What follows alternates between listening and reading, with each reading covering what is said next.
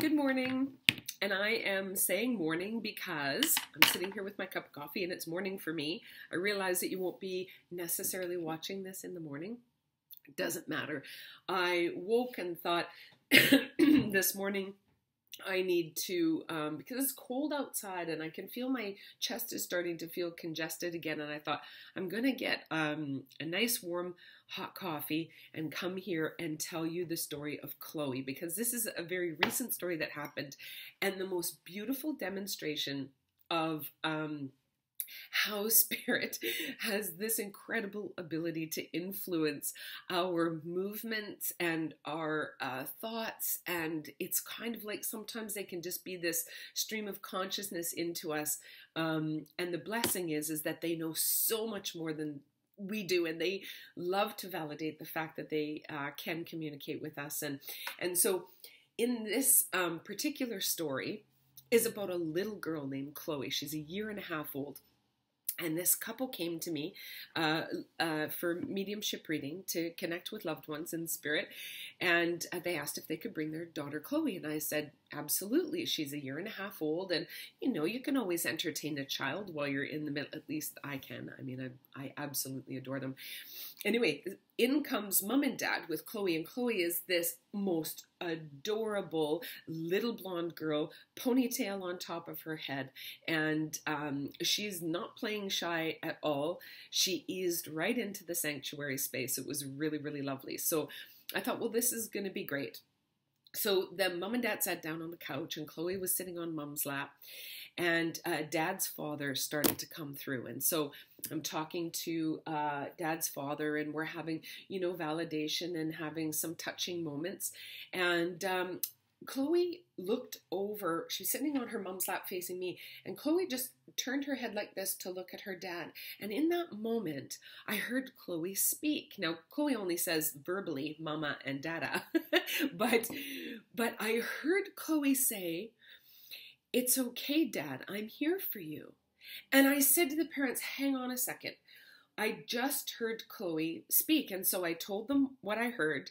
And then, you know, I said multiple things to them then, but the gist of it was that Chloe was saying that she had this ancient relationship to her dad, that in this life, she was here to really help him grow and support and love him and help him, you know, through challenges in his life, and that she was going to be his teacher.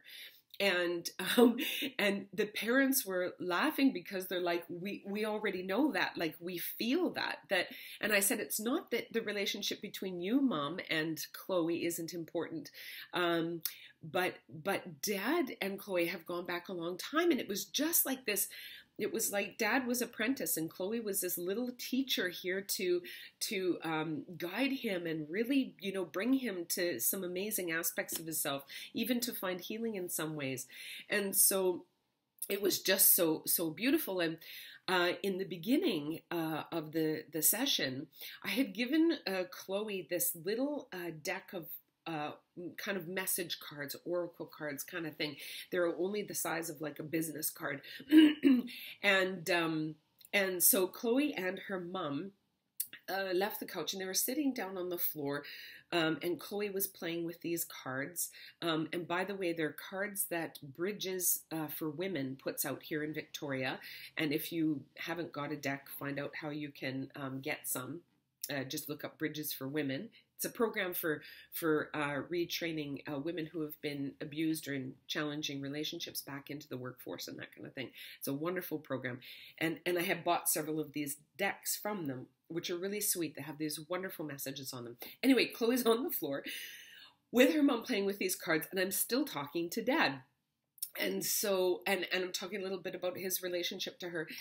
And Chloe gets up off the floor and she's got one card in her hand and she walks over to her dad and she just puts it out to him.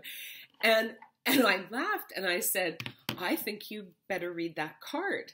And now, Chloe hadn't been handing cards to anybody. She hadn't handed any to me. She hadn't handed any to her mom. It was just at this particular moment of talking about Chloe as a teacher and their relationship, that she gets up and she walks over to Dad and she hands him this card. And I'm just going to read you what the card says. It says, respect women as givers of life.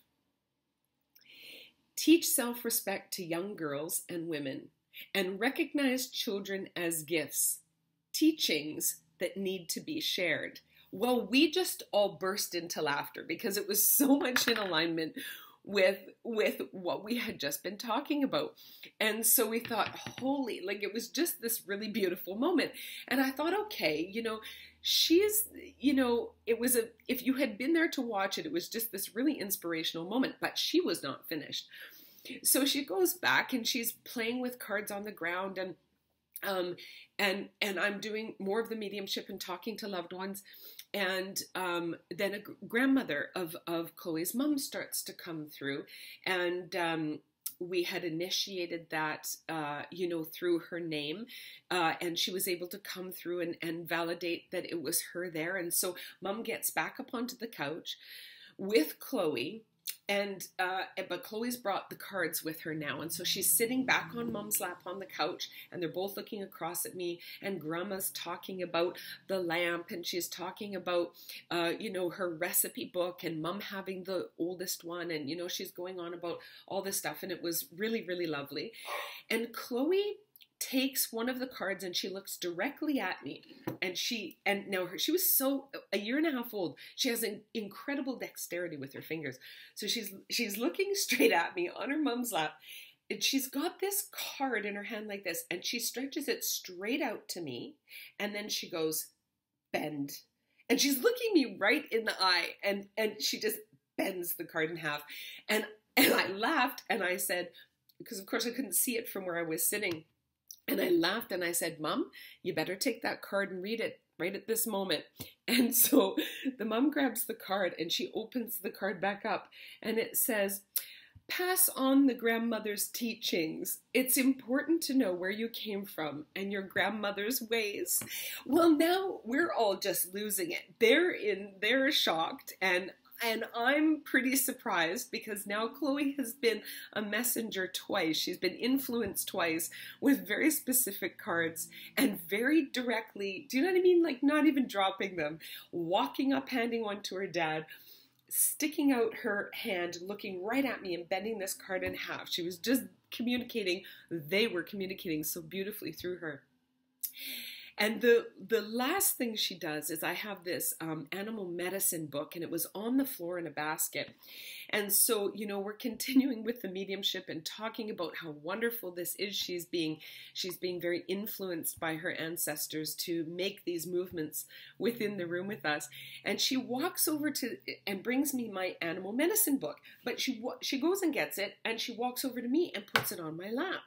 And I'm like, okay, Chloe, I'm looking down at her, and she's put this book on my lap, and she's standing in front of me. And I opened up the back page of the book. So it's blank, and the back page is there, and I opened it up, and she's looking at me, and I said, Chloe, I said, open the book to the place that is your medicine. And so she looks down at the book. She's a year and a half. She looks down at the book. She grabs with her little fingers, and she pulls the book open. And right there, front and center, is Wolf Teacher. Well, I just was beside myself.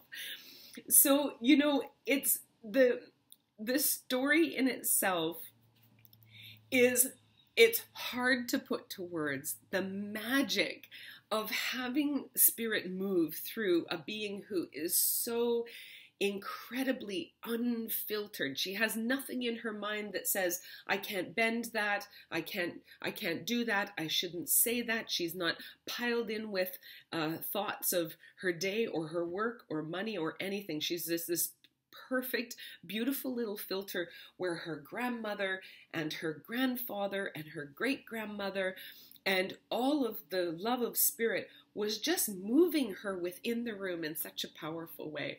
And so I wanted to share that story with you, because the thing is that we're all under the influence of that.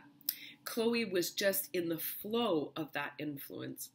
And if we could use meditation to clear the mind, and if we could come to the understanding that all around us is the love of spirit. Not only our loved ones that have crossed over, but angelic realm and guides that we have that are trying to companion us on this earth journey.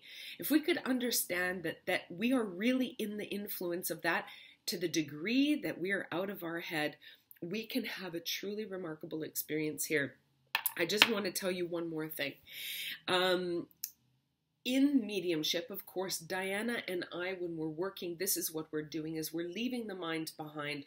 I'm letting go of the personality of Deborah, just separating from the self and purely trying to listen to spirit.